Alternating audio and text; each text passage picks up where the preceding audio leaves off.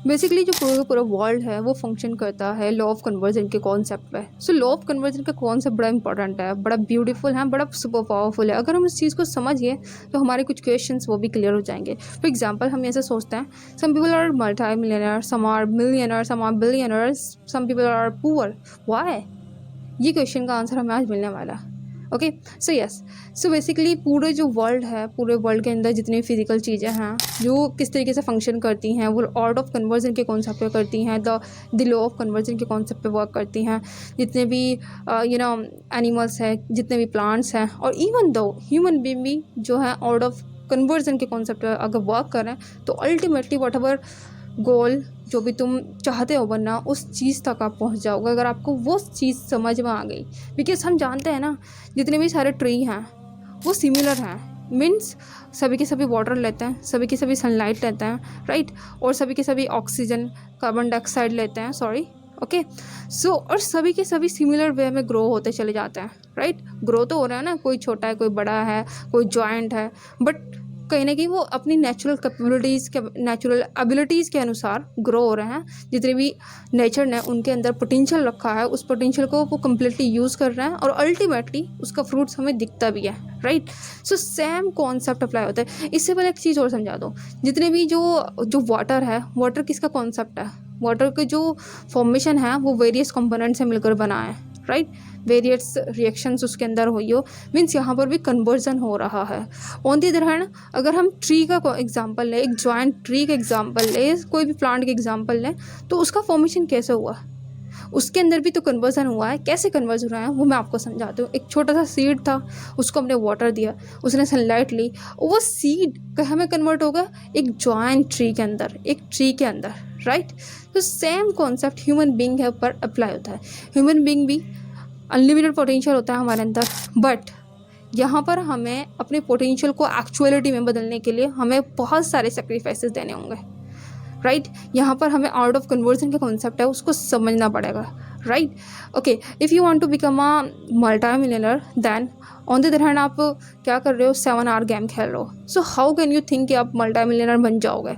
Of course आपको है ना सेक्रीफाइसेस करने पड़ेंगे, आपको गेम छोड़ना पड़ेगा, आपको बहुत सारे हार्ड वर्क करने पड़ेंगे, देन जा करके आप multi millionaire whatever you want to become वो बन पाओगे। सो बेसिकली हम क्या सोचते हैं कि हमारे इसमें फॉल्ट है। ऑफ कोर्स हम ये सोचते हैं कि रब ने हमारी तरफ से कुछ भेदभाव किया है। नो, रब की तरफ से हम सभी के अंदर अनलिमिटेड पोटेंशियल है, बट जो जितना करता है उसको इतना ही फल मिलता है, राइट। एक सबसे बेस्ट एग्जांपल मैं आपको बता देती हूँ।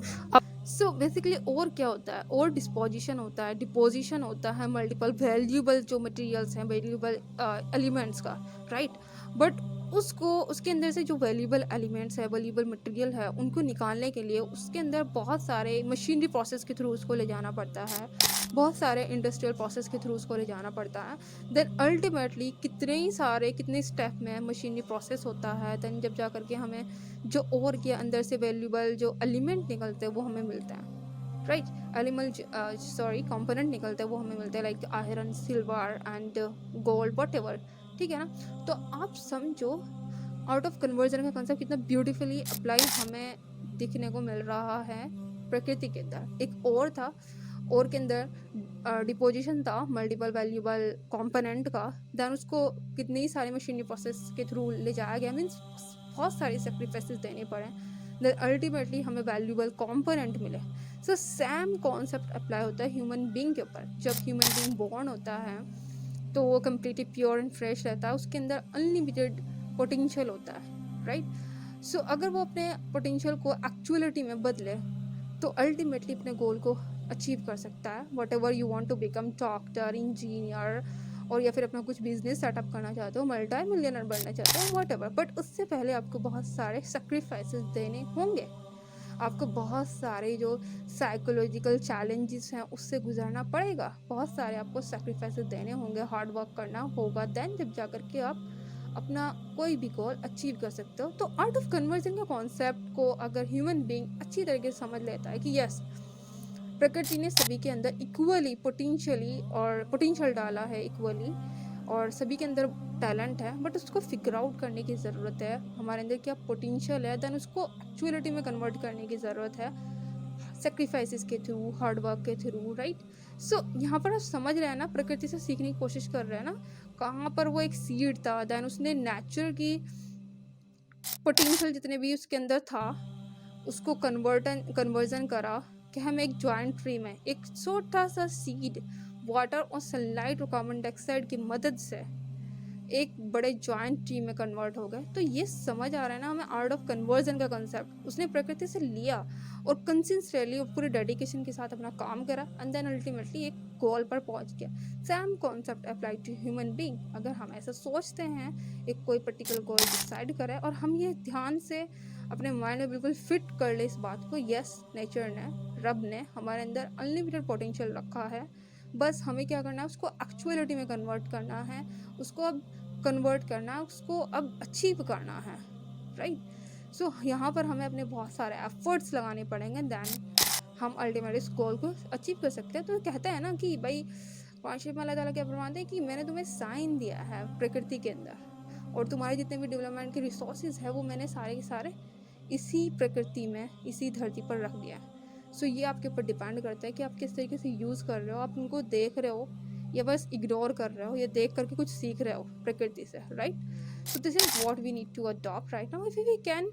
अगर हम एक सेक्रीफाइस करें कुछ मंथ के लिए अपनी जो यू नो जो भी वट एवर जो आपको पसंद है, थोड़ा सा स्केड्यूल बनाएं, टाइम टेबल सेट आउट करें, टाइम मैनेजमेंट के अकॉर्डिंग अपने गोल को सेट आउट करें एंड देन अपने पेरेंट्स को हैप्पी करें। इंशाल्लाह आपके पेरेंट्स भी हैप्पी होंगे when you achieve your goal and try to become a generous and kind person as well, right. बहुत सारे बंदे हैं वो सक्सेसफुल तो होते हैं हमारी नज़रों में, समाज की नज़रों में वो सक्सेसफुल हैं, मीन्स हमारे डॉक्टर, हमारे इंजीनियर, हमारे टीचर, हमारे ब्यूरोक्रेसी के फील्ड में हैं, बट वहीं ऑन द अदर हैंड वो पेरेंट्स की रेस्पेक्ट नहीं करते हैं, ब्रदर एंड सिस्टर रिलेटिव्स की रेस्पेक्ट नहीं करते हैं, तो I don't think so they are successful, right.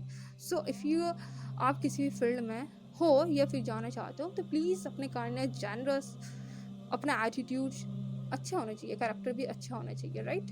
Then you are a completely normal personality बन सकते हो। अदरवाइज समाज की नज़रों में तो आप हो सकते हो बट रब की नज़रों में नहीं, ओके।